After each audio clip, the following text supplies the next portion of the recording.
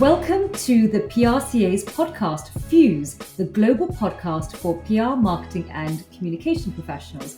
Our special guest is Andrew Bruce Smith. Welcome, Andrew. Great to be here. Thanks for having me.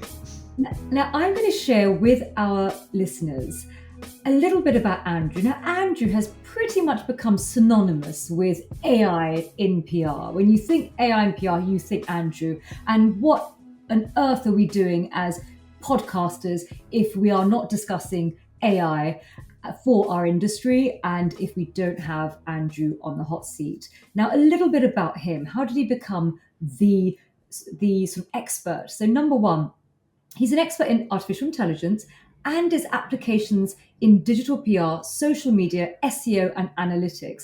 He's had a foundational education in philosophy and mathematical logic from the University of Edinburgh. He developed a keen interest in AI early in his career. Andrew further honed his skills in AI programming languages in the late 1980s, a time when AI was still nascent. Pioneering the adoption of AI content tools such as Wordsmith in the early 2010s, Andrew has consistently stayed at the forefront of technological innovation. With a remarkable career spanning 38 years, Andrew has strategically integrated AI into digital comms programs for some of the world's largest brands. His expertise in AI and its integration with social media and analytics has earned him 5 Google Analytics individual qualifications and the status of the approved Google partner in search advertising. He shares his experience with over 3,000 organizations. I want to say that again, 3,000 organizations over the last 15 years, including NATO and Disney, as well as Land Rover, Jaguar Land Rover, Sky, Specsavers, NHS, Defra.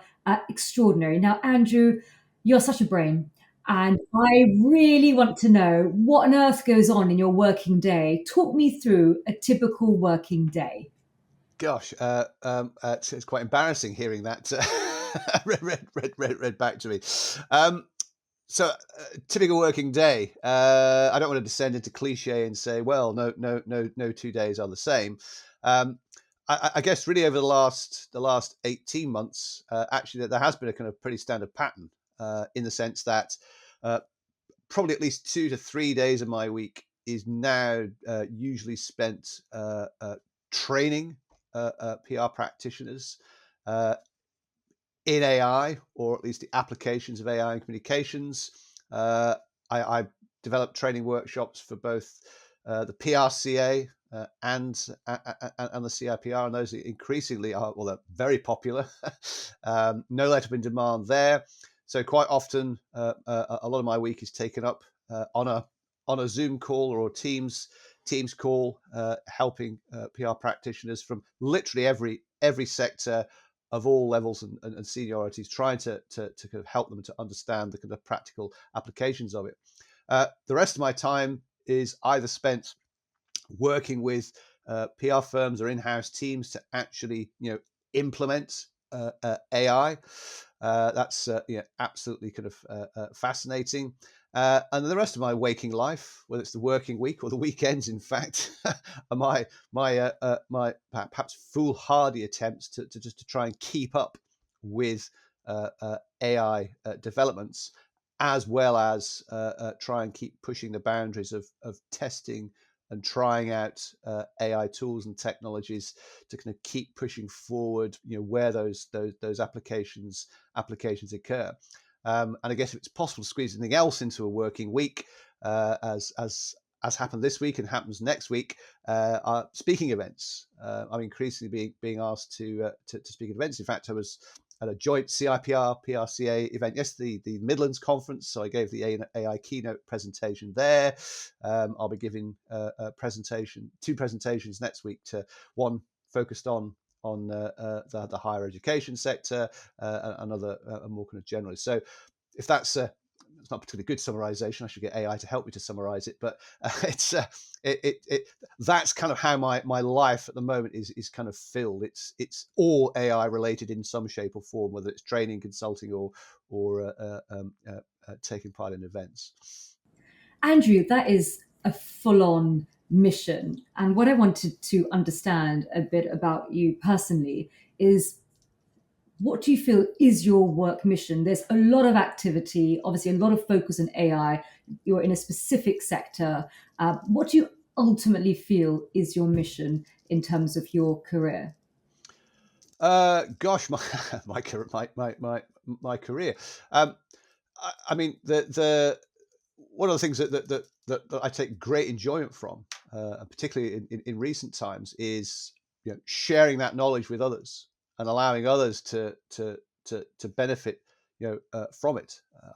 I ran a workshop a couple of weeks ago, and then a fortnight later reconnected with those attendees. That the plan being, you've had a fortnight, tell me how you've got on, what have you achieved, and just every single person from that workshop, it was a delight to hear how they'd literally be able to kind of gain immediate kind of benefit from that. So in terms of I mean, mission's a grandiose word for me to use, but if it's if I have any kind of sense of what I'm trying to achieve, it is that it is to try and hopefully kind of raise the bar for the industry and the sector.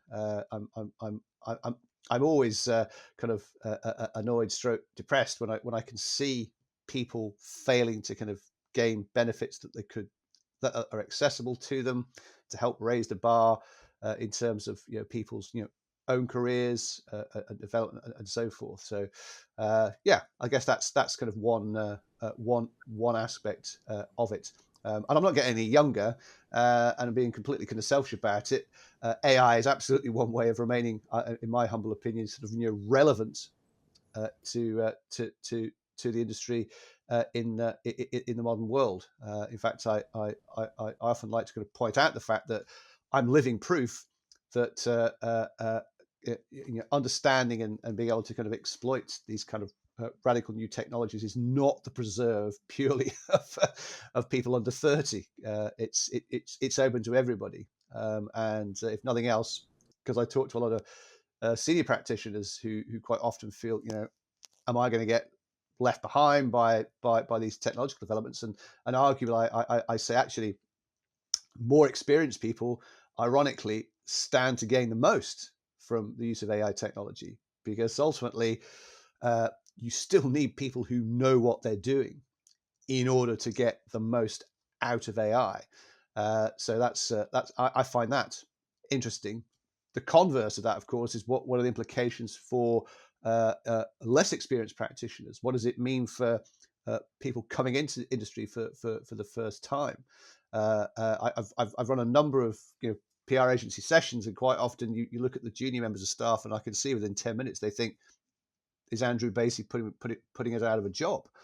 A lot of the things he's describe many of the tasks that I currently do. So that you can see the concern look, and I said, look, the idea is not it's about changing the kind of the nature of the tasks and the skills that quite frankly everyone in the industry is almost certainly going to have to adopt, and far from removing removing work, it's just changing the nature of it. And with my ever professional optimist hat on, the plan most definitely is not to lose jobs, but to create them, and in fact to create far more useful, valuable, fulfilling, creative, and strategic roles for all. That's the aim anyway. That's the aspiration.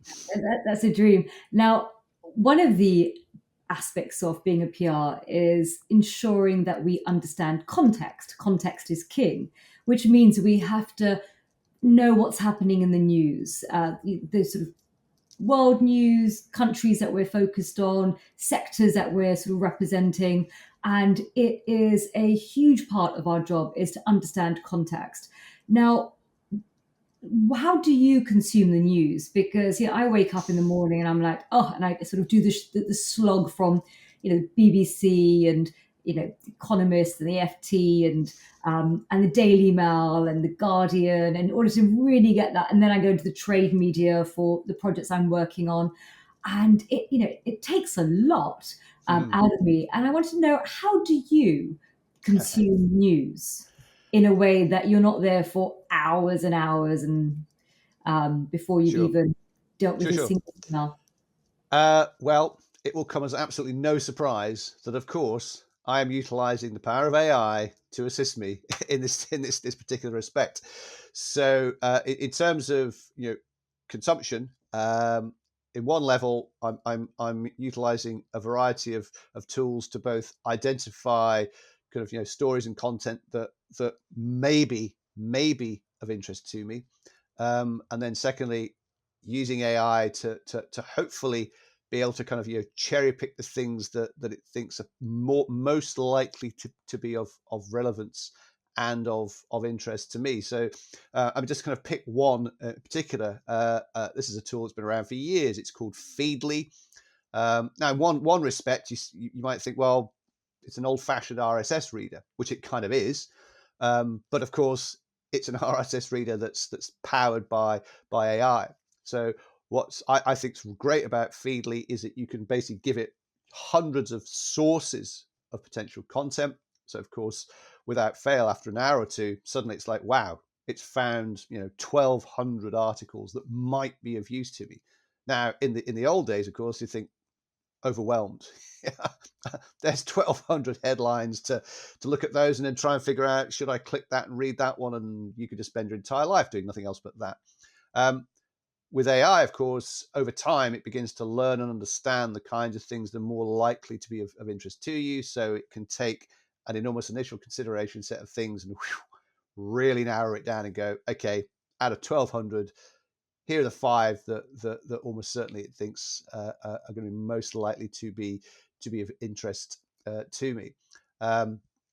Automating tools like combining BuzzSumo with SAP AI automation to kind of trigger specific alerts depending on, because of course the fluid changing nature of news, etc.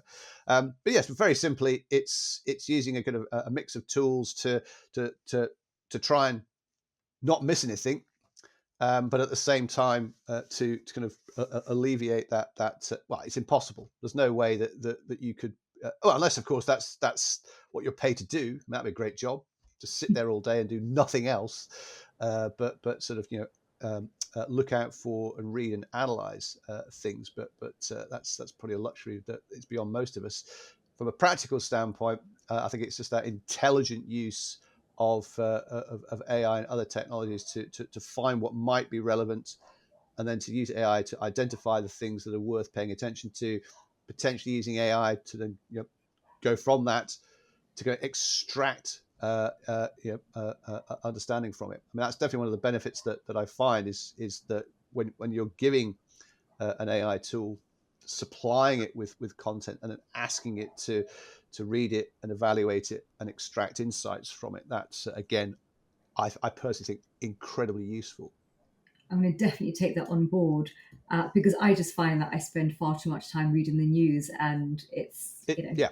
As I say, yeah, we've all been there. I mean, yeah, it's just too easy in the modern world. When it's a cliche but true. But the massive fragmentation of media, the array of sources, trying to figure out what is and isn't relevant, impactful, depending on a particular audience or whatever. Yeah, it's all too easy to fall down that rabbit hole and suddenly realize, goodness me, hours have gone by, and okay, I've consumed a lot, but what have I actually gained from it? So it's kind of trying to reduce, and this is a common thread actually throughout the application of AI, is to use it to reduce the time it takes you to get to the point that you want to be, without any kind of I guess kind of loss of signal, to use a bit of jargon. I love that. Now, you study philosophy and mathematical logic, but from an early conversation that we had, what was quite pivotal in your journey was actually a book that was It was. given by a friend. Tell us about this book and how it set you on this path. And it's, I think we'd love to hear it. It's always lovely to hear stories how a Sure. book actually does shift people's sort of trajectory. Indeed. So, just to kind of demonstrate how old I am, I started university in Edinburgh in 1981. Strictly speaking, I was studying philosophy and English literature.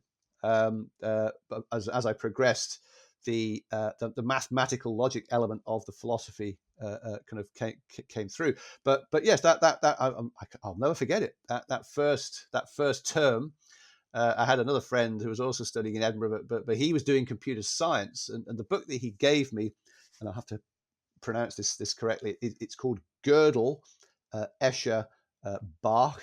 That refers to the music of J.S. Bach, the artwork of M.C. Escher, and Gödel is Kurt Gödel, the famous mathematician. In fact, well, Kurt Gödel is worth mentioning. I'm sure many people will have watched the film Oppenheimer. And there's a scene where Oppenheimer's going to try and find Albert Einstein to talk to, and he finds him walking in the woods with a colleague. That's Kurt Gödel. See, Einstein thought Gödel was a bigger genius than he was. Einstein was like, I am not worthy in the eyes of Kurt Gödel. Allegedly Einstein went to Princeton so he could be close to Gödel to talk to him, to get out of him. Anyway, to cut a long story short, this book was written in 1979 by somebody called Douglas Hofstadter. It's still regarded by many as the Bible of artificial intelligence. I still think it's a remarkable book. I mean, it won the Pulitzer Prize. It was described as the greatest sort of mental gymnasium you'll ever encounter, and it's drawing upon all these different disparate themes of music, of mathematical logic, psychology, philosophy, to try and arrive at, well, what is artificial intelligence? What does that actually mean? Will we ever create it? And if we do, how are we going to do it, and how are we going to get there? So my friend said, look, this is a pretty crazy, wild book, but I kind of sense the sort of thing you might like. And he was entirely correct. I mean, it totally, woof, my mind was literally blown at the time.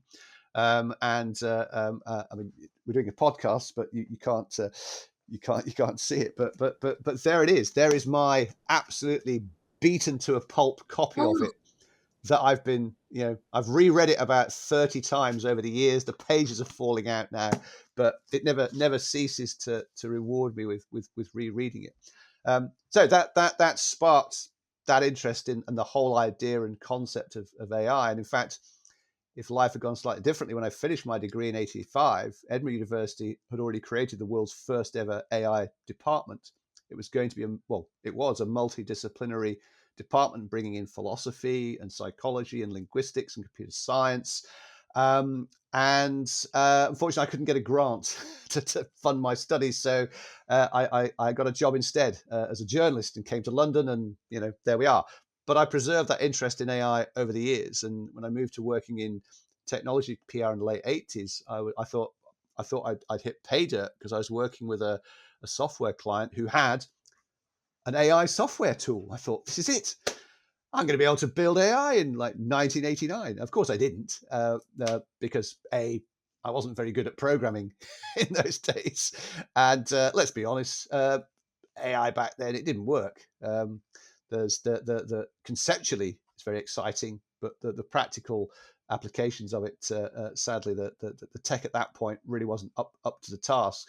If I remember at the time, massive interest and hype around the concept of things called expert systems, training computers to kind of mirror human experts and so on and so forth. And it didn't really live up to the hype. You may have come across this term, AI winter, where I mean, the term artificial intelligence was coined back in 1985. I think there was a conference at Dartmouth College in America in 1955, and a computer scientist, I think it's called John McCarthy, is credited with the term.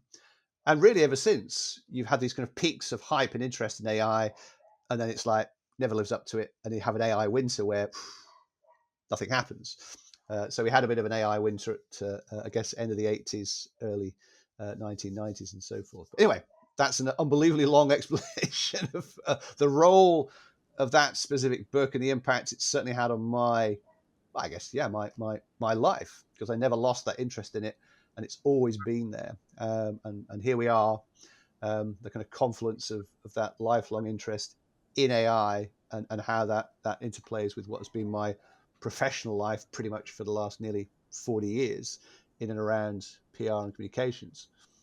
It's incredible how, you're the man of the moment in our industry, but actually, you've spent decades in preparation for the confluence of factors that have led to AI then being on everyone's agenda in Mm. terms of digital comms and beyond. Now, you mentioned your first job in journalism. Now, you interviewed Robert Maxwell, and what I want to know what on earth was that interview like? And also, what made you decide to leave your job in journalism and enter into the world of PR? Okay, so well, I mean, my my in fact my only job really in journalism. As I say, I graduated in '85. Didn't go down the AI route then. So I thought, well, I that my fallback was I'd love to be a journalist.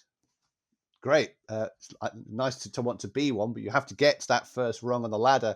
I spent that summer applying for jobs as one did, got nowhere. It was a last ditch. I got the Media Guardian on the Monday, late September. Saw this. Actually, no, it was late August of that year, '85. Saw this little advert saying wanted editorial assistant with a trade magazine called the Retail Newsagent, Tobacconist and Confectioner. So I thought I'd fire off one last application letter for that editorial assistant role. And it was almost a throwaway line in that application letter where I pointed out, I was talking about, oh, look, I'm at Edinburgh University and I've worked on the Edinburgh University student newspaper. I thought all my kind of student journalism work would be most impressive. But the throwaway line was the reference to the fact that, oh, and by the way, my father is a newsagent. Because he was. I sent the letter off, not very hopeful, invited for an interview. Wow. So I get on the train down to Edinburgh and I've got my pile of clippings of my student journalism work, thinking they're going to ask me all these questions about journalism. And they say, oh, forget that. So your father's a newsagent. Excellent. Yeah, that's exactly what we're looking for. Journalism, we can teach you that. Yeah, we've got, 60, 70 applicants, or I think it was over 100 applicants for this job from all over the place. But you're the only person who might actually know something already about the world of retail newsagents. So they quizzed me on that. And they said, do you know what a wholesaler is? I says, well, yes, because my father used to take me there. So I know how it works. I know the difference between retailing and wholesaling. And I knew all these terminologies because I actually used to read the Retail Newsagent. It sounds very geeky and sad.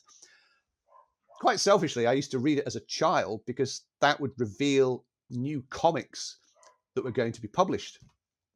And of course, my father, of course, got them all. So I had a ready access to all the latest comics. I knew about them first. In fact, I guess this was sort of nascent entrepreneurialism, is that in the early 1970s, when you would see bands like the Osmonds and David Cassidy, so they published these kind of magazines, and I had the bright idea of maybe I could sell these to the girls basically who were the Osmond fans, and so I had a little business going where I would charge a kind of a delivery fee, you see, for ensuring they got their copy of the Osmonds. But I got found out and told that was not what you weren't allowed to do those kinds of things back then. But anyways, that's how I ended up working for the retail newsagent.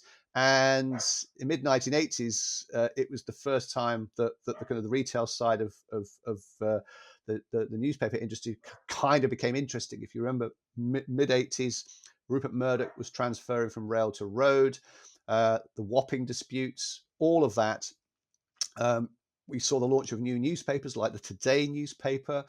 And I've got a story about that as well. But Robert Maxwell, yes, Robert Maxwell launched the London Daily News. And of course, it's kind of interesting that any of those, well, in fact, I interviewed Andrea Switham-Smith when they launched the Independent, Robert Maxwell, London Daily News, Eddie Shah with the Today newspaper. They were all very keen to talk to the retail newsagent, of course, because the news agents are going to sell the product. You have to have them on board. So it was quite entertaining for me as a rookie journalist, going to news conferences and rubbing shoulders with the likes of Ray Snoddy and all these kind of top flight Fleet Street journalists. So I got to see firsthand how they worked, how they operated. But yes, I had to do those interviews, and you asked what was it like. I probably never had a more intimidating experience in my life. I mean, he was a physically intimidating presence, and I only counted this a few times. It's when the person you're interviewing, and again, you have to remember this is the 1980s. It's pre no mobile phones, no laptops, etc. You're having to rely upon your own written notes, or my rather rather poor attempt at shorthand. And Robert Max had this is obviously a technique he used all the time, where you'd ask a question, he'd answer it, and you're scribbling your notes. And he's answered a few questions, and he says, "Right, repeat back to me what I've said." Um, and then he would, that was his way of saying, "I'm going to make sure, don't you dare misquote me." Anyway, it wasn't a very long interview because there was a whole queue of people. I think it lasted approximately about 5 minutes in total. But I asked the questions that were required, and I got out of there and mopped my brow. But yes, when I look back at it, what an amazing time. Well, it was quite nice when, for example, somebody like Ray Snoddy, who was the media editor at the FT for probably decades, he would ring me when he needed to check something about the kind of retail wholesale aspect of the Wapping dispute, etc. I'm thinking, I've got Ray Snoddy asking me for this stuff. I mean, clearly he's not going to put that in an article saying, "Oh, by the way," but yeah, it's kind of nice for a young rookie journalist to have such an experienced Fleet Street veteran ostensibly ring you up to check on a few things. So that was kind of nice. Absolutely. And then when you moved into PR, I was just reading your bio, and you were working with brands like Kodak and Carlsberg, and then you went into sort of high tech like Xerox, and you also had quite a historical moment, sort of experience of email. Yes. Yes, I'm sure many people are now bored rigid of my little anecdote about this, but if you look again, the tech PR firm that I joined, there's one particular client, it's a company called Borland International, and at that time, they were massively well known, as not quite as well known, but Microsoft, Borland, Lotus. These are the three big software companies of that era, and of course, our client Borland, based in Silicon Valley, they wanted us to communicate with them via email. Ooh, wow, incredible. Now I have to remember, email in the late 1980s. We're all working off these kind of what now seem unbelievably archaic, IBM PCs with green screens, graphical user interfaces. I think not.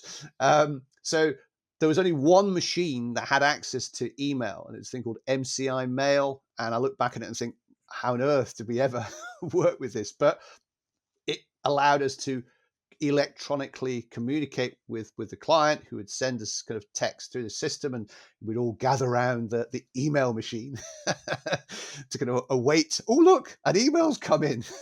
Let's read it. So that was my first taste of email per se. And then I joined what was, I think I'm right in saying it was probably Britain's first kind of online system. It was called the CompuLink Information Exchange, and I signed up for that. And I realised that there are 3 or 4 journalists using this system, and they had a little group, little closed group that you had to be invited to join, you see. And so I speculatively sort of applied to join this little online group, and they let me in.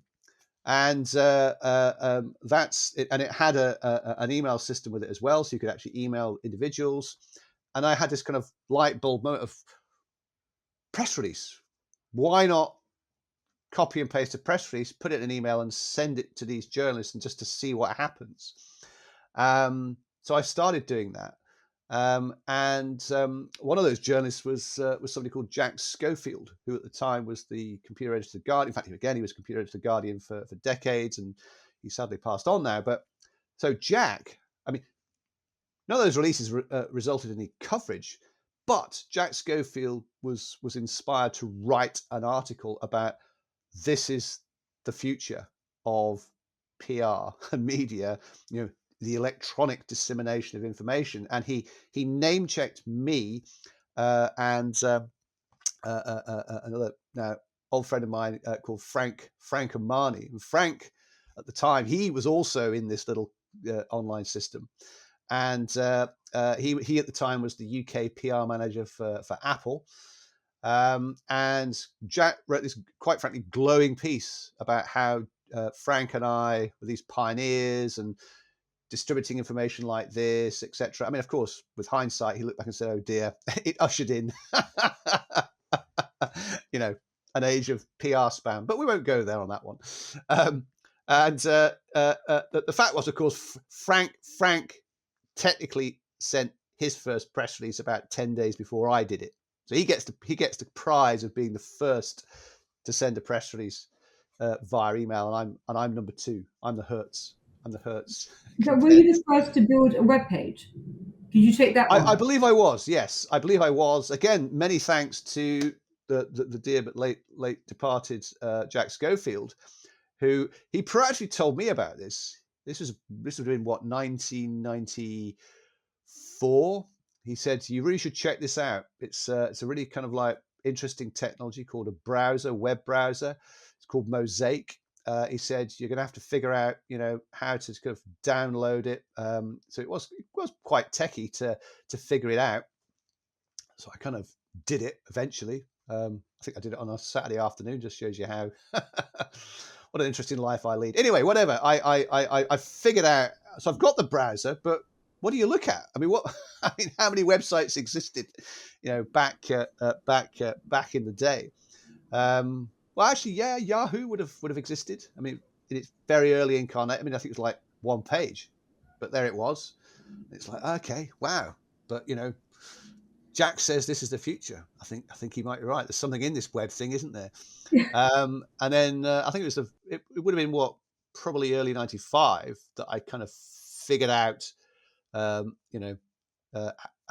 to write HTML. Let's be honest, that first web page of mine was pretty unimpressive, but that's not the point, I guess.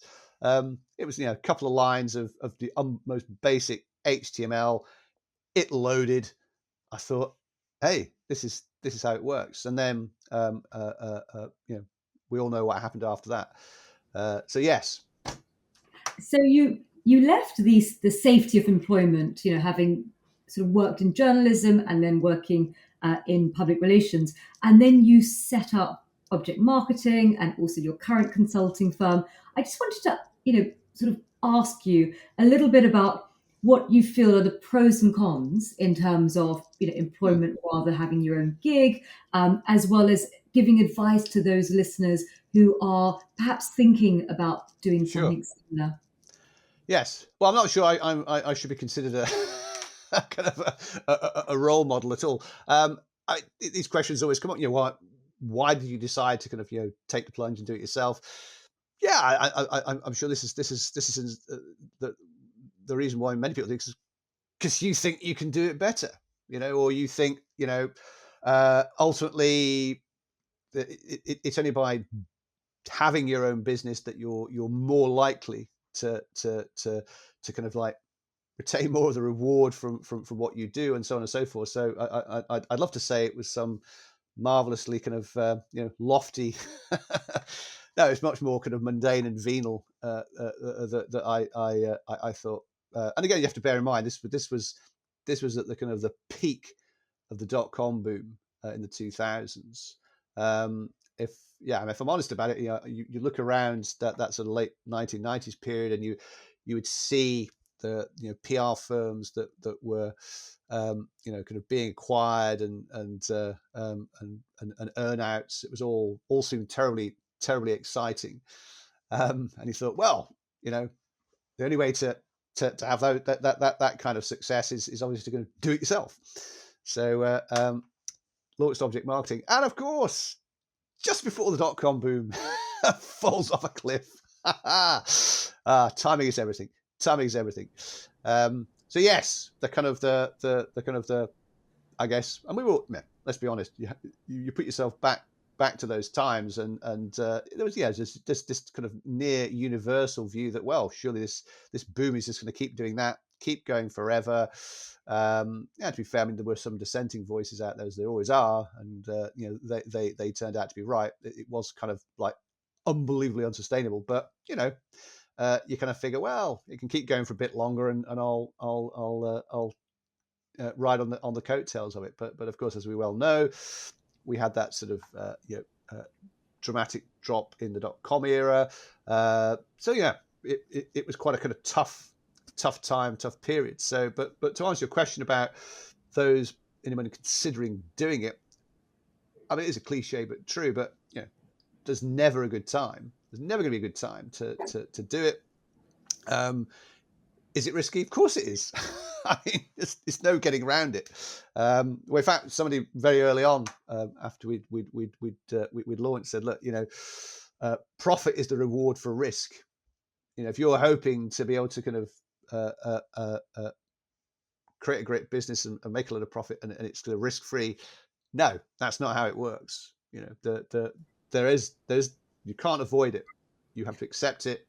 You can do what you can to kind of mitigate and so on and so forth. But ultimately, I would argue it is fundamentally a kind of a you have to kind of make that emotional decision to say yes.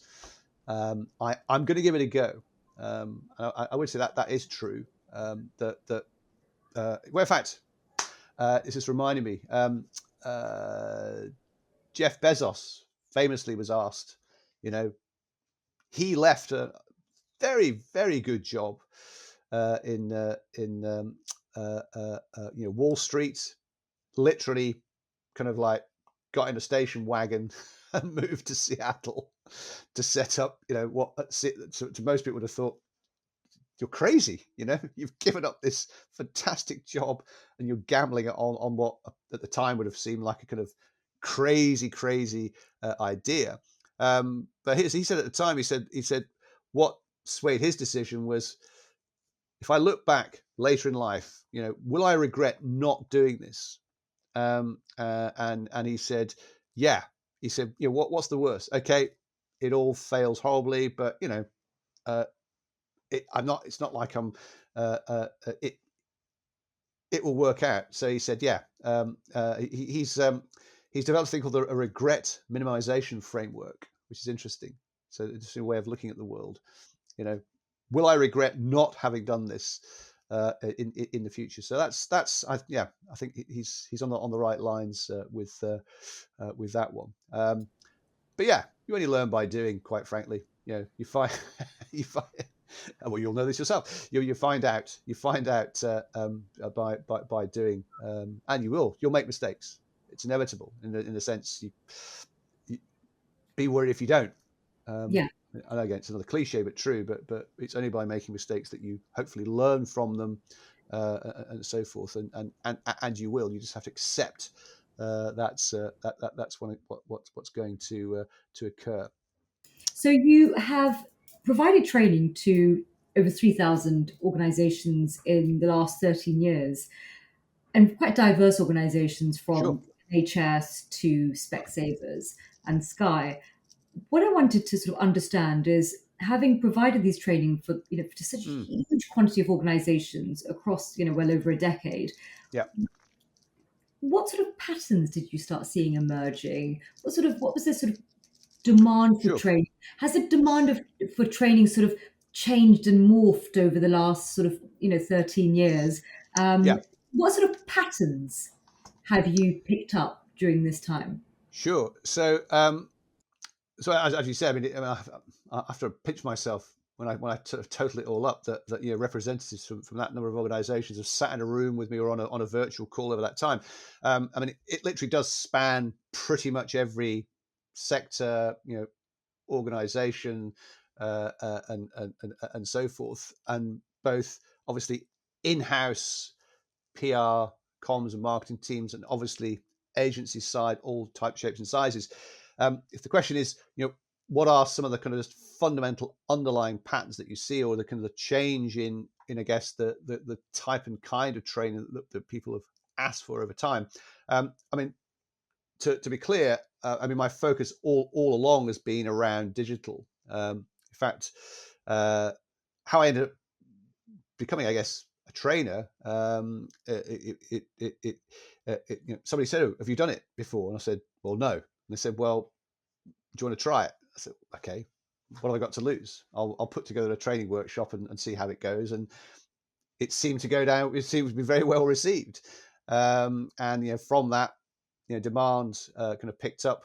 So in the kind of early, I guess, from 2009, 2010, 2011, it was mix of PR firms, in-house teams, giving them a social media training. In fact, I remember that this was probably about 2010. Kind of, and I'm not betraying any kind of confidences here, but I did a social media session with the Department of Environment, with the in-house comms team at Defra. And again, you have to remind yourself, this was shortly after there had been sort of huge cuts to comms team personnel. I think the Defra team had been dramatically reduced in terms of personnel numbers, and I went there to do social media training, and the first thing they told me, they said, "We have to tell you straight away, we're not allowed to access any social media site from our work computers." I'm like, "Okay, why am I here?"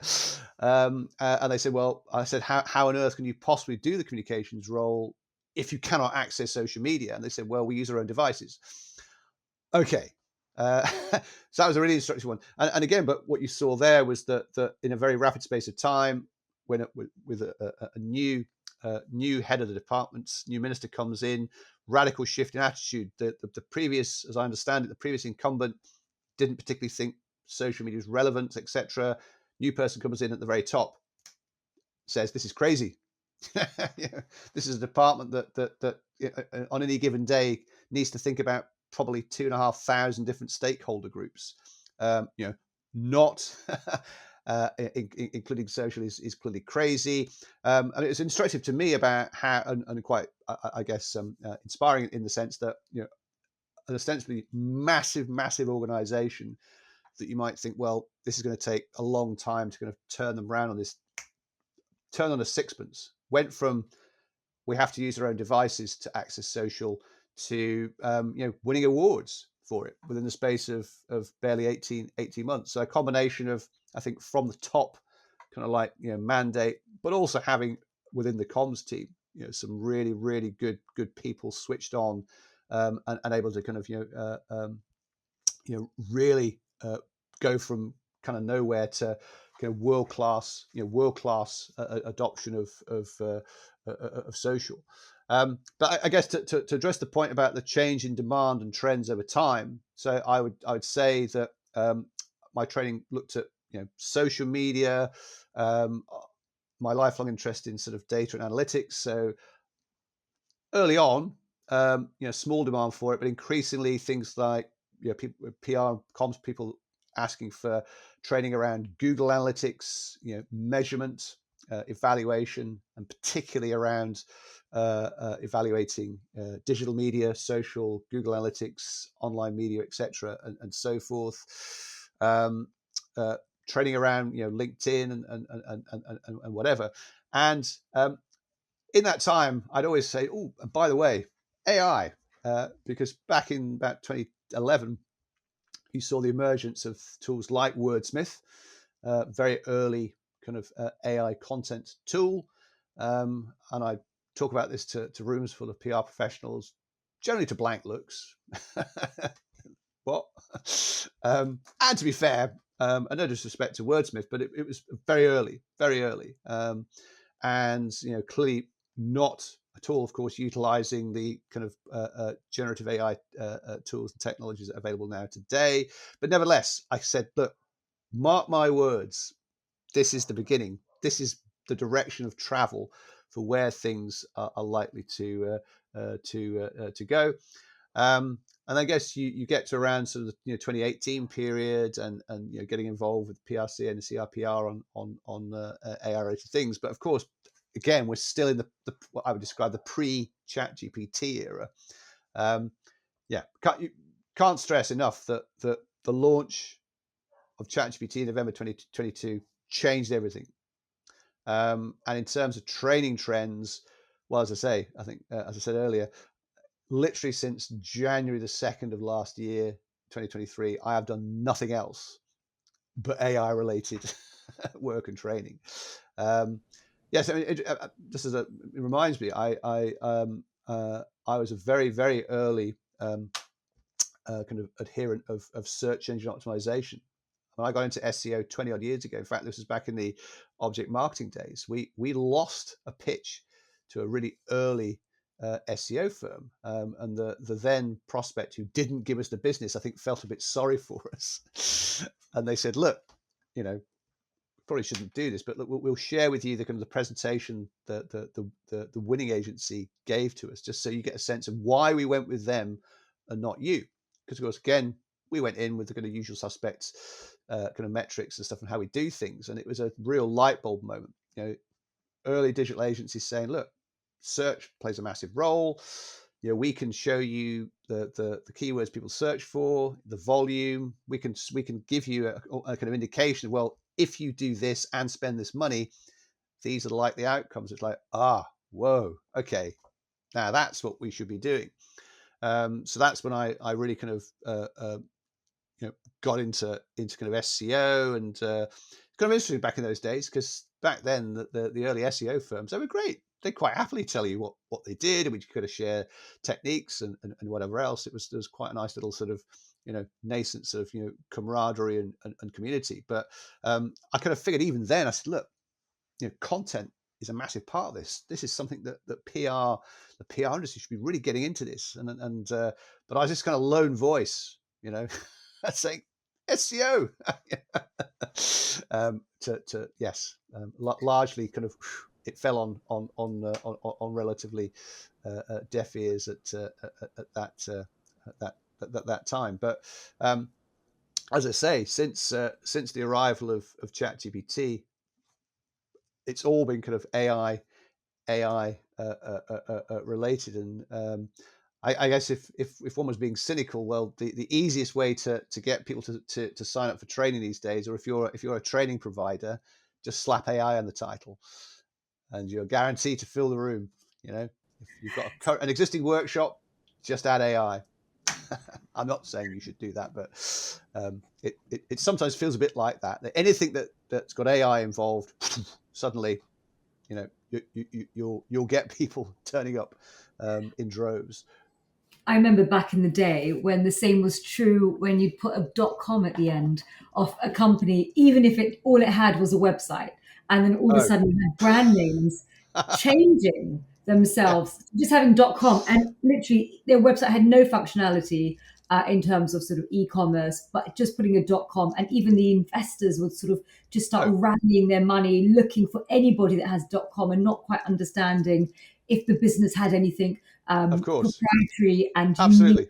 I mean, I think we've I mean, certainly if I look back to the .com era and I reflect now on, it's like, good, I mean, how on earth did some of these startups, I mean, they were literally a slide deck. That's all they had. They had a PowerPoint presentation and raising, in some cases, tens of millions on the back of a slide deck. I mean, it's extraordinary. It's extraordinary, isn't it? Well, yes, it is. And also, when you've been around, for as long as you start seeing cycles, and you see gold rush and human frailty, and and the fact is that there's always people with money, and there's always people who have a good chance of getting that money off them Hmm. by jumping onto a bandwagon. Uh, Indeed. and out of fear, people often have a sense of FOMO, being left behind. And one Absolutely. of the things I wanted to ask you about your consulting is obviously AI to, let's just say, PR agencies, because they're the bulk of our Sure. audience.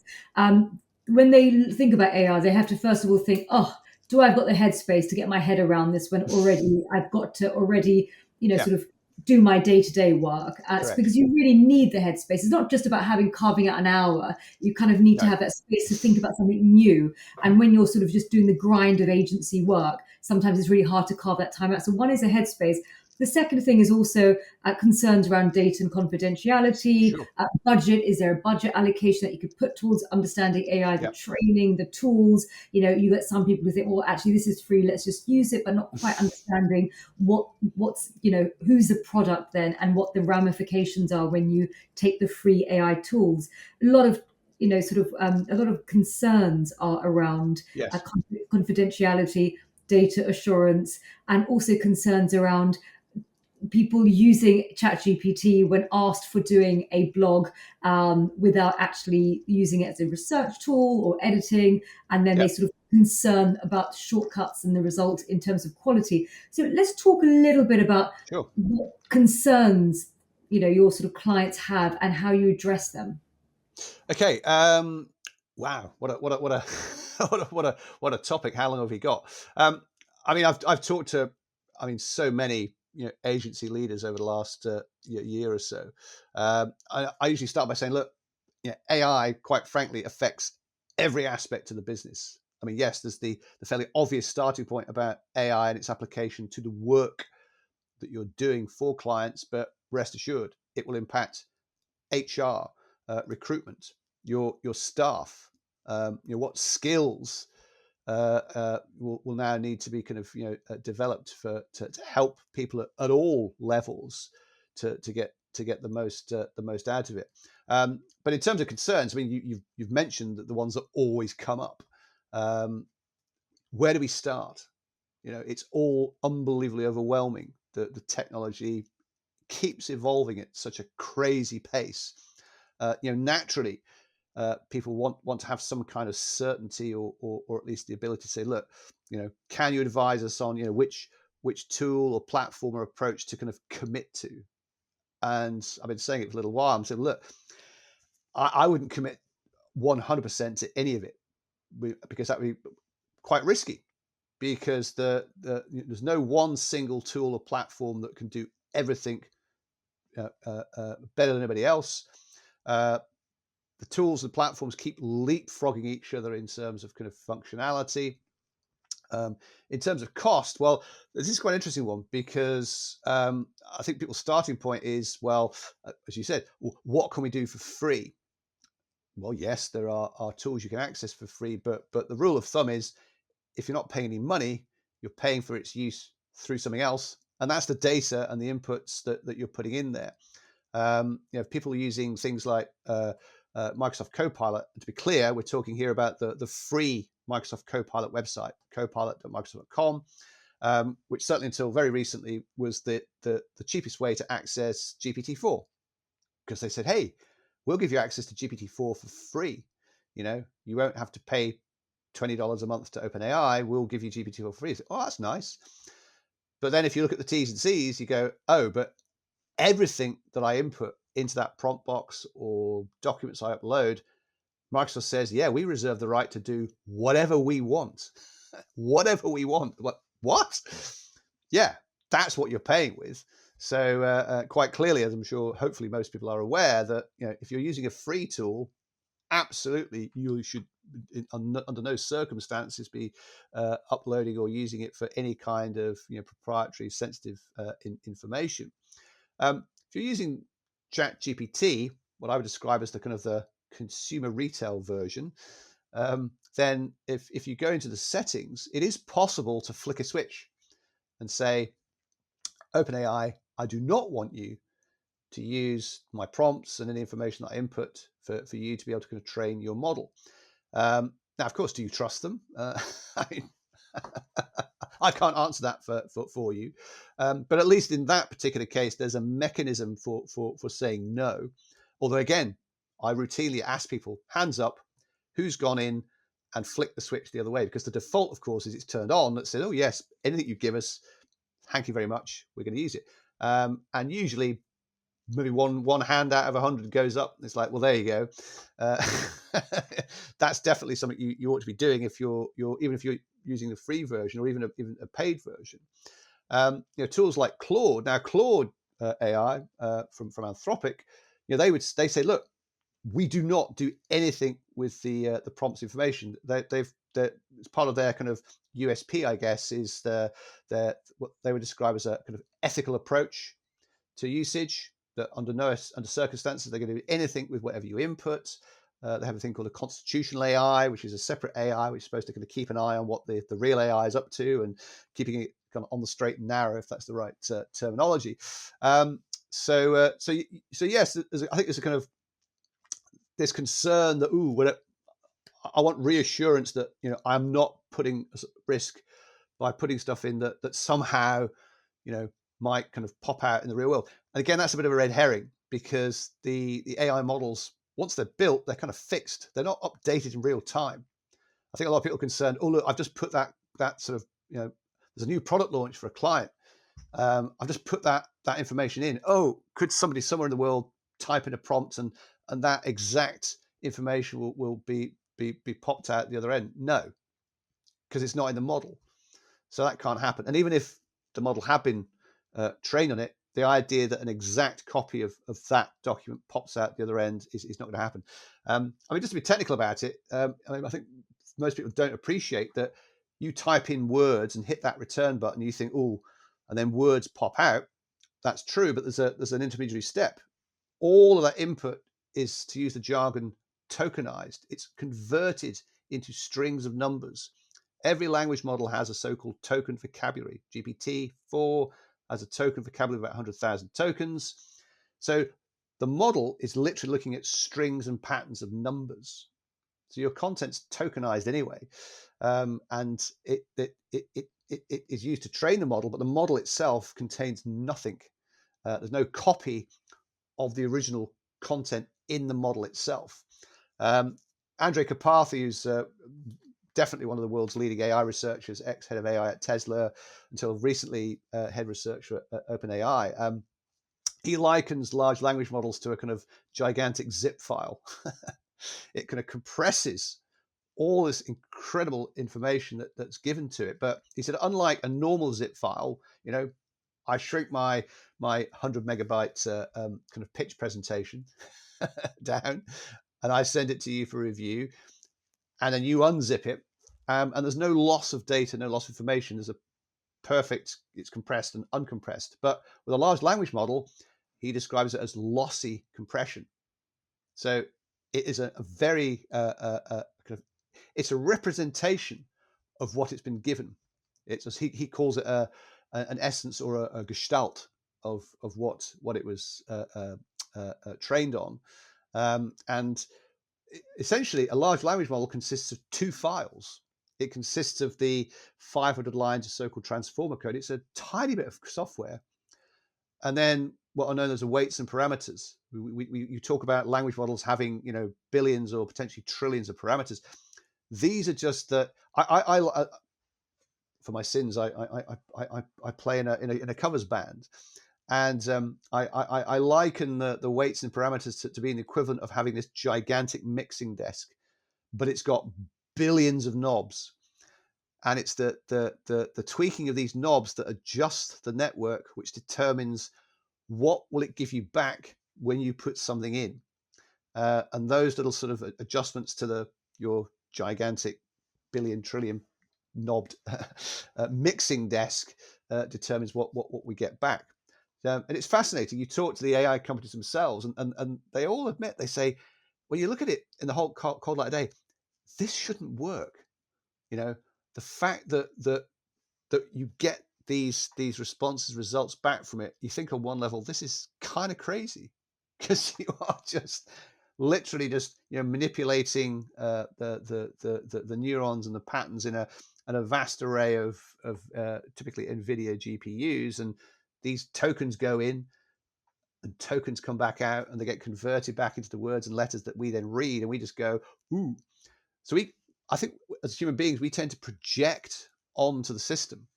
We think, wow, it's quite intelligent. It's really responding in a quite authentic way. It's a machine. I mean, it's actually quite a dumb machine in some respects, and it's us imposing our own kind of anthropomorphic impressions upon what we get back. So I'm always keen to remind PR professionals that, look, at heart, it's very clever, but it is not a human being.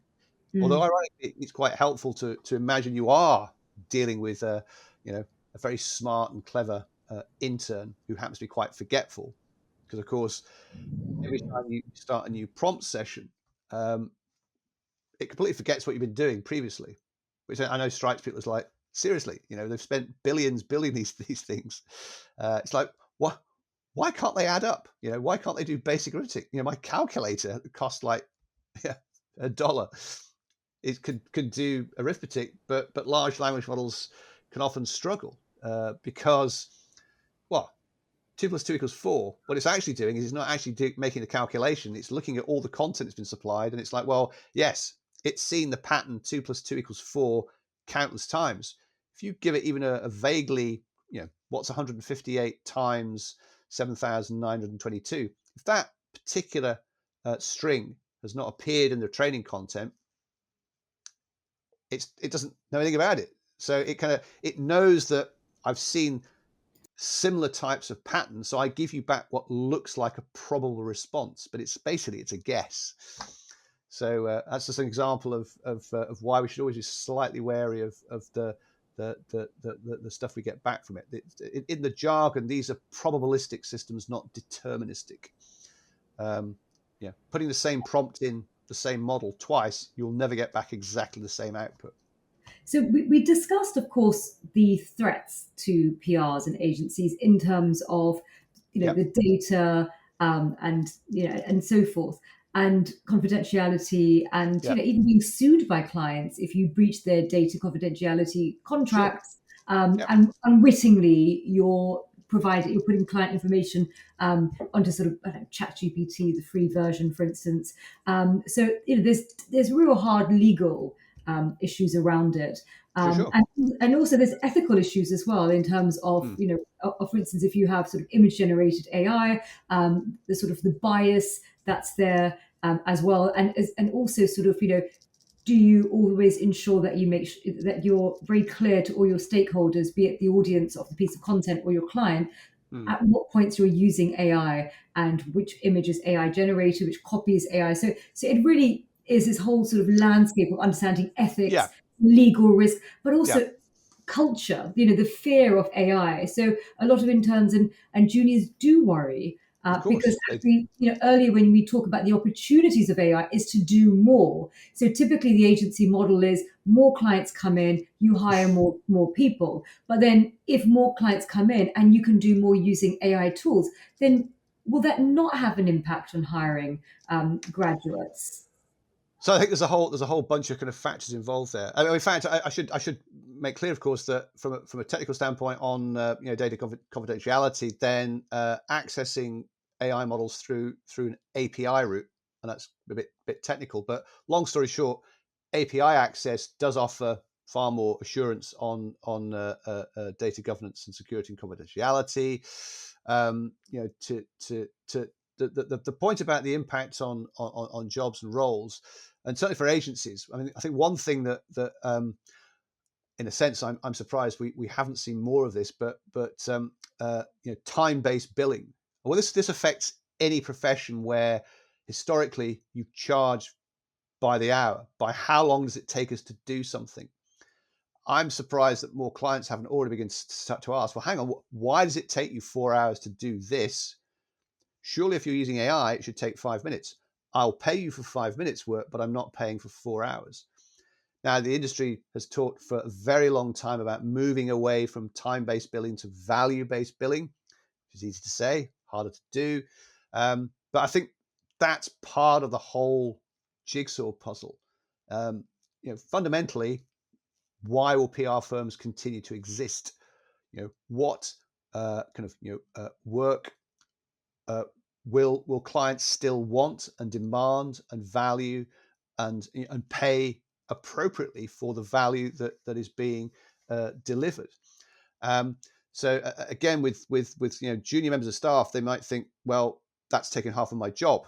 Well, that's technically true, but the decision now from senior management is, well, do we view that as an opportunity to basically reduce the number of people we need to basically do exactly what we're doing now, or are we more forward-thinking, strategic, and say, well, actually, this provides an opportunity to redeploy that time to do something else that AI and machines can't do, but it still very much requires the human being? Does it allow us to start to develop, brand new, services that we just even think of, or just weren't even conceivable prior to the adoption of AI and our ability to basically convey the value? The analogy I like to use is the American painter Whistler, who painted Whistler's mother. That's his famous picture. And I'm sure it's an apocryphal story, but apparently, late 19th century, whenever he was working, in fact, his picture, Whistler's mother, somebody said, "Oh, how much would you charge for that painting?" And he replied, I think it was something like, $2 million, which in 1895 would be just an astonishing amount of money. And it's like, how can you possibly justify that? How long did it take you to paint? And he said, I don't know, 4 days. 4 days, $2 million for 4 days work. That's ridiculous. And his response was, you're not paying just for the 4 days it took me to paint the picture. You are paying for a lifetime of my investment in my kind of artistic work and etc. So it's, you're not just paying for the amount of time it takes. It's the overall kind of value of what is delivered. So that, I guess, in a similar vein, it's okay, maybe we can draft a press release now in 30 minutes, and you, the client, might think, well, can't we do that ourselves? Well, why can't we just push the button on ChatGPT and generate that fantastic draft? With respect to you, you do not have the expertise to drive the AI to generate the value of the output. And it's not just about how long it takes. So we've got all that. That's in a microcosm, some of the issues I think that are all kind of bound up in all of this, about, what is the role of a PR firm? What is the appropriate, mix of staff and experience, etc. I think it's a massive mistake to think, well, who needs junior people anymore? Let's just use experienced people. Great, go that route. I'd give it a few years and suddenly be like, oh, hang on, we do need more people. We haven't got any. So there's that. I think for people coming into the industry now, well, in fact, I quite often provide guest lectures to various students on PR degree courses and courses that have a kind of PR element. And certainly last year when I've done those, I always ask the students in the room, because they're about to often graduate, and they always want to know what should I be doing to try and land that job. And I asked them, I said, well, how many of you in the room are using any kind of AI tool? Of course, every hand goes up. And then I turn to the course leader and say, do you use it? Usually staring at their feet, embarrassed shuffle. Well, occasionally, yes. But I said, well, there you go. I said, you're already demonstrating why you're well placed to land that job.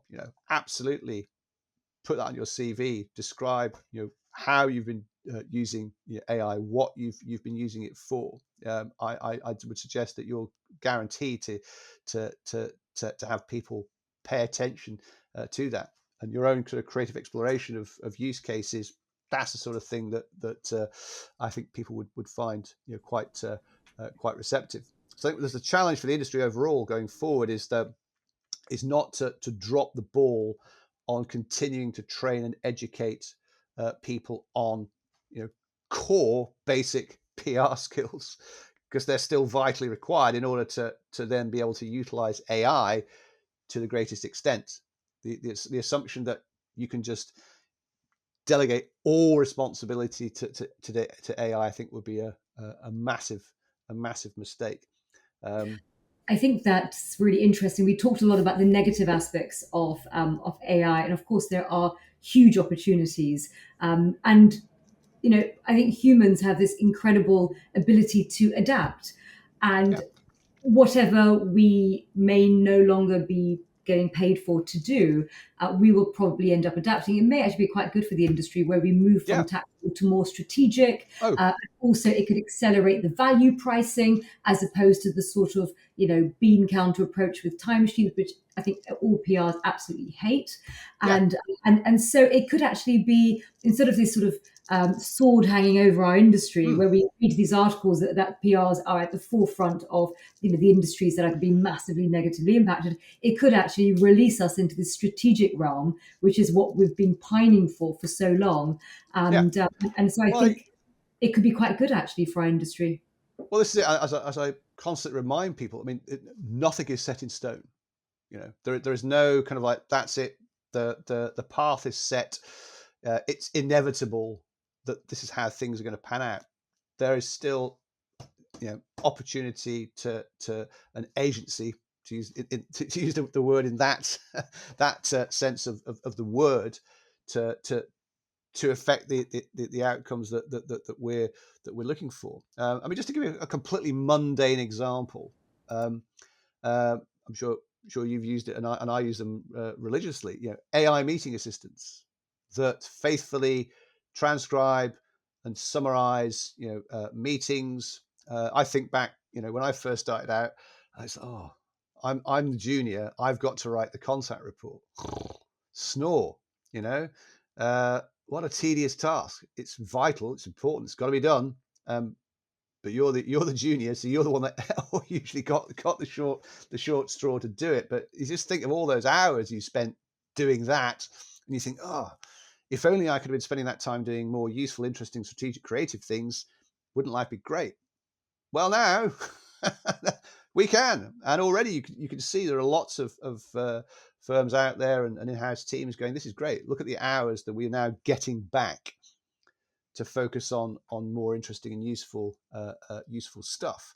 Another example that I like to share is that an agency gets in a new business proposal, or request for a proposal. So I think in time-honored fashion, what do you do? Well, depending on when you're supposed to respond, let's say it's in a week's time, you're almost certainly going to start out with some initial research, understand more about the prospects, who they compete with, the marketplace. So there's a lot of kind of initial information gathering, and that takes a bit of time. And then once you've done that, well, then presumably human beings attempt to kind of read all of that, assimilate it, align it with the brief, and so on and so forth. But if you've got a week to respond, that it could be 3 or 4 days have gone by, and suddenly, oh no, it's the night before the pitch presentation. Now we're having the brainstorm and coming up with some great ideas. And you think, if only we'd had this meeting on Monday, wouldn't life be great? Well, now imagine taking all of that initial information gathering and saying, hey, we can give this to an AI model and ask it to not just read this stuff, but to take on the role of somebody who is really good at coming up with winning pitches, and to come back with an outline suggestion of how you would align that with the brief. Ask pertinent questions about what's missing from the brief. All of that stuff, and you get a response back in seconds. I'm not saying you would copy and paste that and job done, but it's that whole, again, this idea of getting you to where you would have got to previously, but much more quickly. Now you've got 3 days or 4 days to have 10 creative brainstorms, or again, bring more of your human expertise and creativity and strategic insight to the party than you otherwise would have had. And I can tell you for a fact that there are agencies already who've been taking that kind of approach. And I asked them, just let me know how you get on. And they're saying, yeah, there's no question that kind of technique is proving to be invaluable. And when I consider the advance in the technology, so Google Gemini, so Google Gemini 1.5 Pro is now, to use a bit of jargon, has a 2 million token context window. That's the equivalent of being able to give it 1.75 million words of content. I mean, you could literally give it every Harry Potter novel, ask it to write a new one, and it would be able to, I'm not saying really good, but all of that done within the context window. And the nuance there is that the model is truly taking on board everything you've given it, everything. Would you say that the two sort of, if people want to sort of play around with these tools, would you advocate for them to play around with OpenAI and Gemini?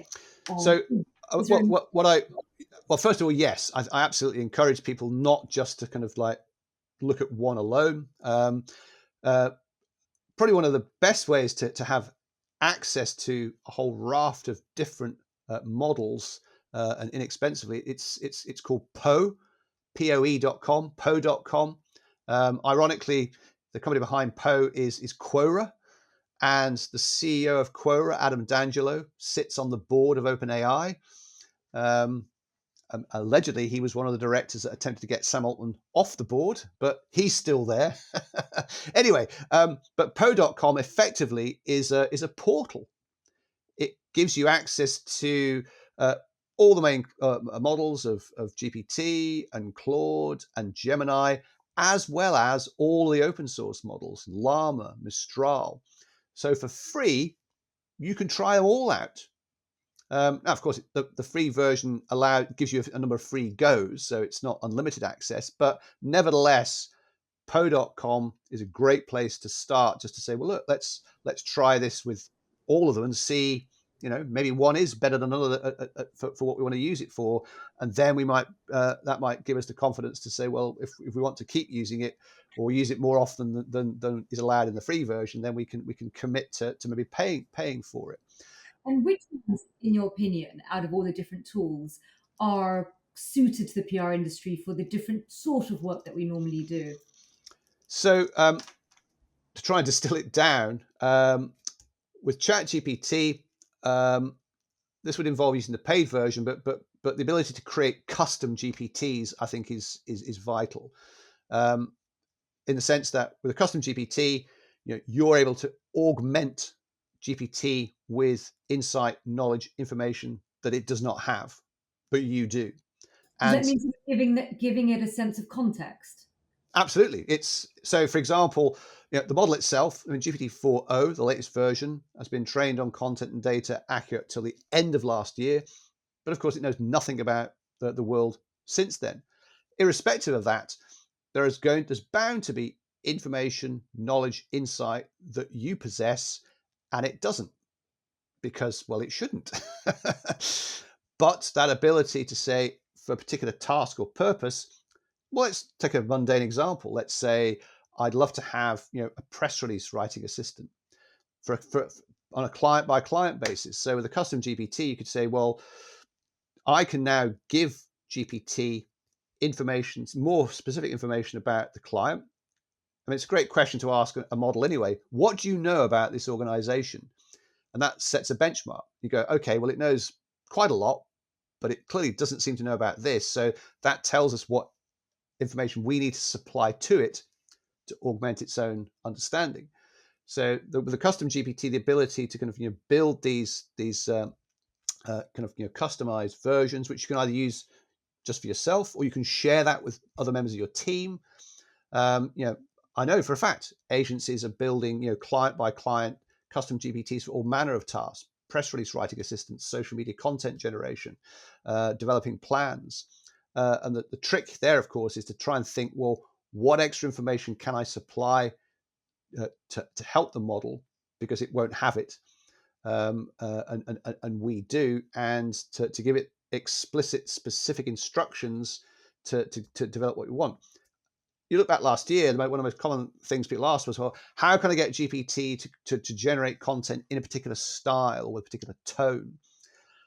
Well, now custom GPT, you could say, well, there's the style guide, and every time you're asked to do something, always pay attention to the style guide first before you attempt to give the user back an output. And again, it's got capabilities of web browsing, image generation, data analysis, all of that. So long story short, custom GPTs which require a paid account. The nice little nuance with the launch of GPT 4.0 back in May is that before that, if you created a custom GPT, you needed a paid account. If you wanted somebody else to be able to use that custom GPT, they too had to have a paid account. That restriction is now gone. So now, for example, an agency in principle could have a single $20 a month account to create the custom GPTs, share those with team members, but the team members themselves do not need to pay to utilize the customized GPT. So that really dramatically lowers potentially the cost barriers involved.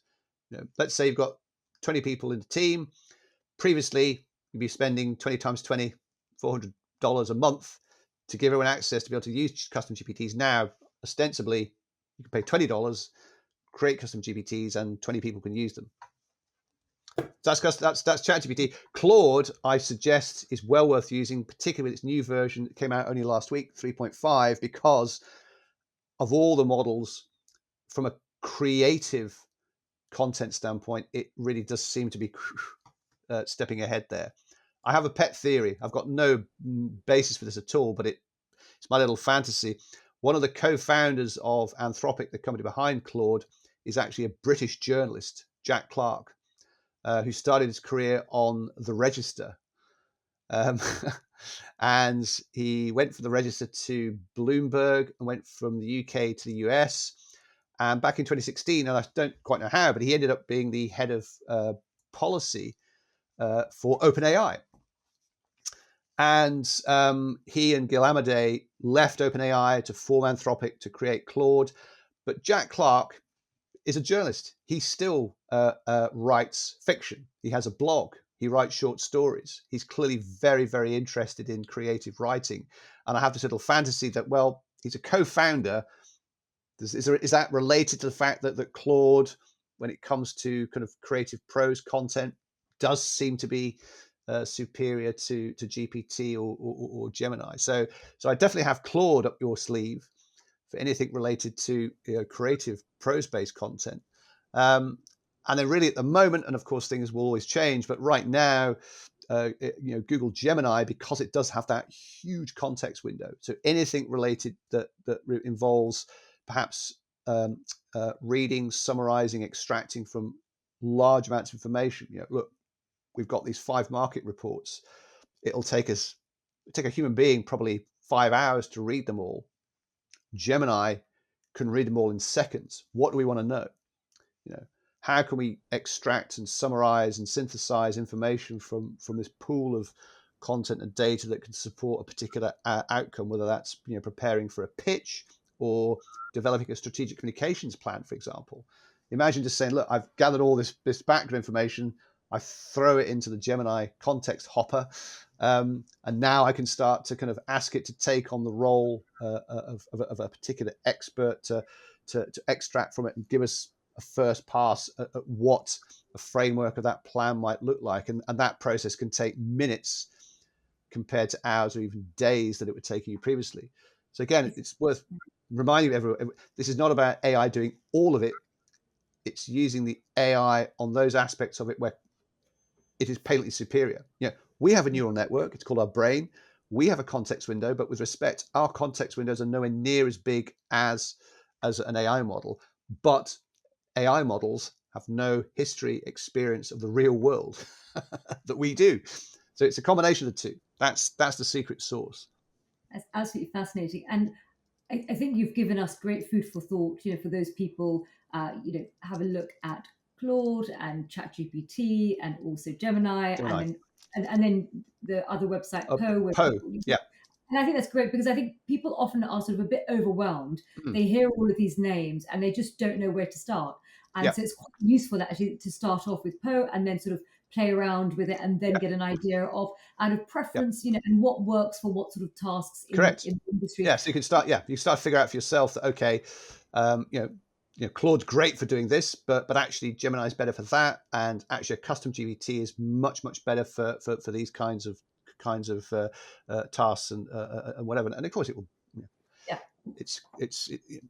Your mileage will vary, but as to address that perennial question of where do you start, something like Poe, where you've got access to all of them, and you can quickly try them all out and start to get a feel for what particular models might work better for certain things is definitely a good way of doing it. So just touching upon fake news, disinformation.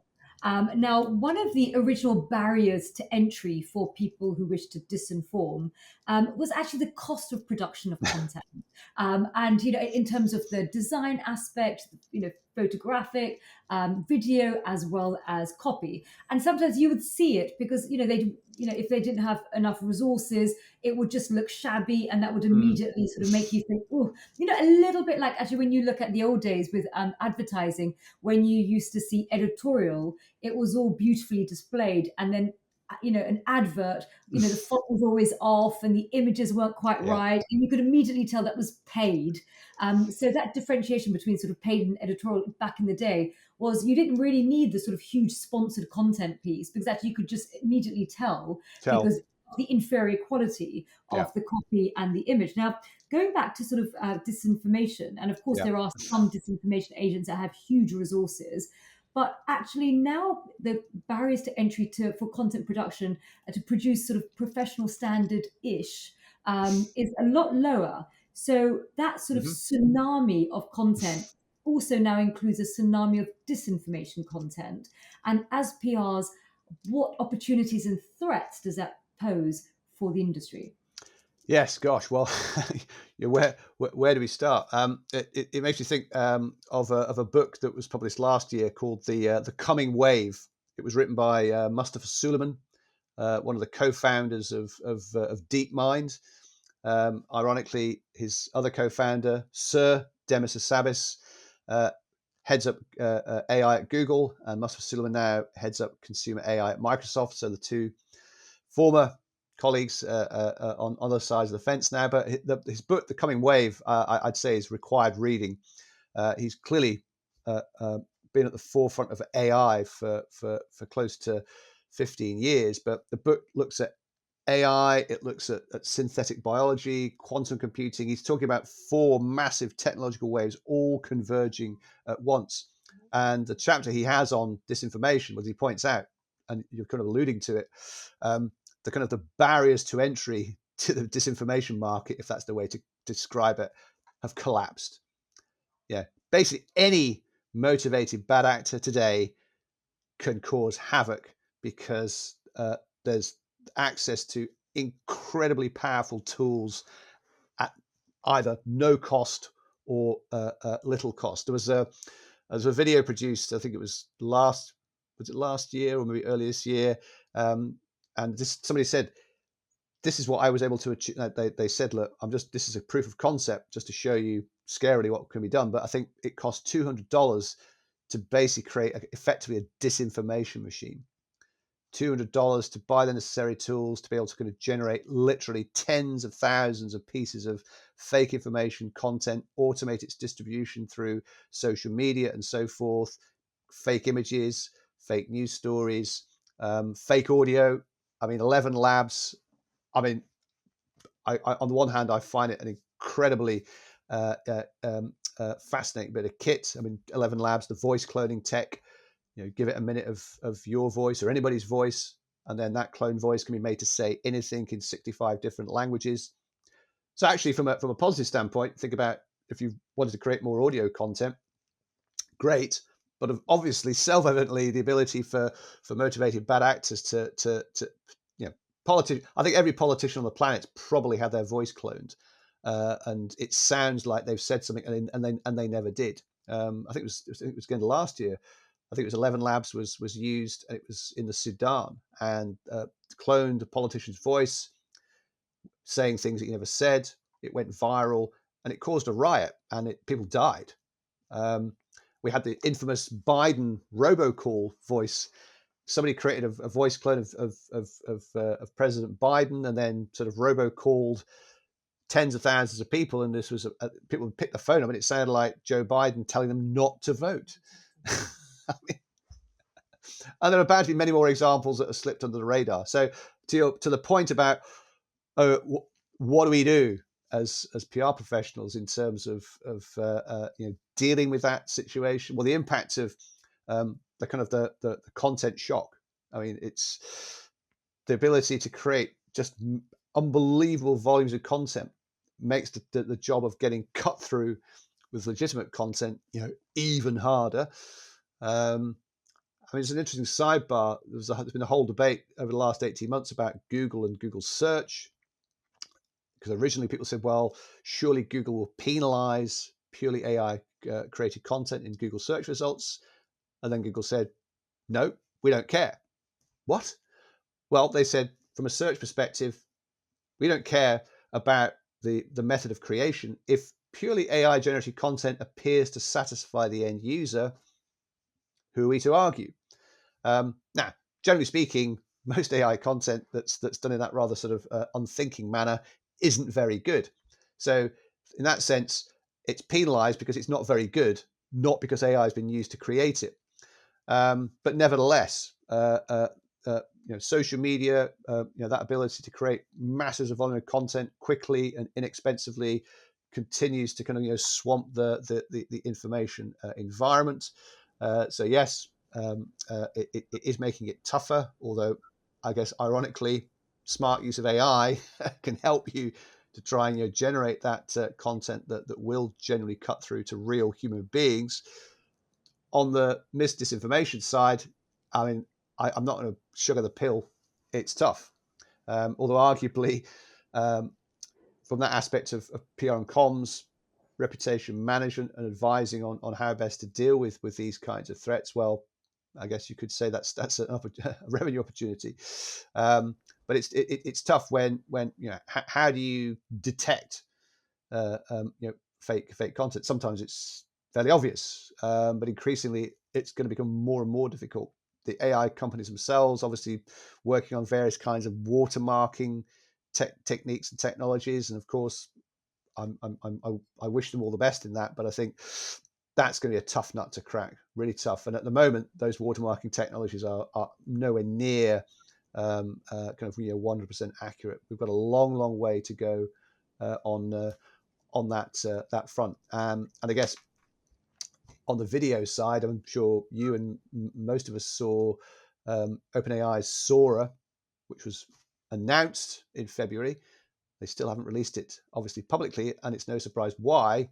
I mean, when you start providing that kind of incredible capability of generating professional, high-quality, hyper-realistic video content from a prompt, wow, no wonder in an election year they don't want that out in the wild. Yeah, But with the of number of course, elections going on this year, it's actually incredibly dangerous. Let's hope when we have the next election cycle, we will have some mitigation tools. There was I think a story a few weeks ago with regard to the UK election that obviously here and everywhere else fears about the effect of disinformation, misinformation, fake news, etc. And I forget now who conducted the analysis, but suggesting actually the UK election so far hasn't seen too much in that respect. In fact, the biggest problem has been the politicians themselves and the claims that they make and the accuracy of those claims, as opposed to people creating mis and disinformation themselves. But so we've just got a few minutes left, Andrew, and if it's okay, I just wanted to squeeze a couple of questions, but super quick. One thing is obviously what we've been discussing could impact the industry in terms of there being more scope of work for PR people in order to sort of proactively manage the risk of disinformation and misinformation through horizon scanning. And I wanted you to do a bit of horizon scanning for us, looking into a crystal ball. Could you let us know? Obviously, we have had this huge sort of, large language model, sort of drop down, and all of a sudden it's sort of like had this seismic ripples across the industry. What other emergent technology do you see that is coming our way? Well, I guess if I had a truly accurate crystal ball, I wouldn't be here. I'd be off. exploiting it to the hilt. No, I'm joking. I think it's a cliche. Even the heads of the AI companies will cheerfully tell you that they've no idea how this is all going to pan out. But I think what we can say with some degree of confidence, it seems highly unlikely that the pace of technological development is going to slow down in the near term. We see it literally every day. Further advances. I think it's safe to say that before the year is out, we will see really, really massively upgraded updates to various models. In the case of GPT-5. Now, they're being quite cagey about exactly what we'll see in that, but Sam Altman has been on record as saying, if you think GPT-4 is amazing, you'll think it's quaint compared to GPT-5. There's a lot of talk about GPT-5 potentially having reasoning capabilities, the ability to create so-called AI agents, as in you can basically just tell the AI, this is what I want. Now you go off and figure it out yourself. Just go and do it. Just go and do it, and don't come back until you've completed on the task. Yeah. We've already seen some kind of prototypes of how that kind of might work out there in the real world, etc. But I fully expect that's going to turn up at some point in the next kind of six to 8 months, and again, it's not hard to realize what an effect that might then have on from a PR and comms perspective, how that might impact what we do and how we do it, and what role we have, and what we let the AI get on with. Fantastic. Could we jump into the quick fire questions now? Do it. Okay, so number one, who is the communicator you admire the most, past or present? Oh, my goodness. Past or present. Can I have two? Yeah, and you could back yourself and choose yourself if you wish. Oh, no, seriously. No. Well, what can I say? Very, very, very dear friend of mine who I've known for close to 30 plus years, Stephen Waddington.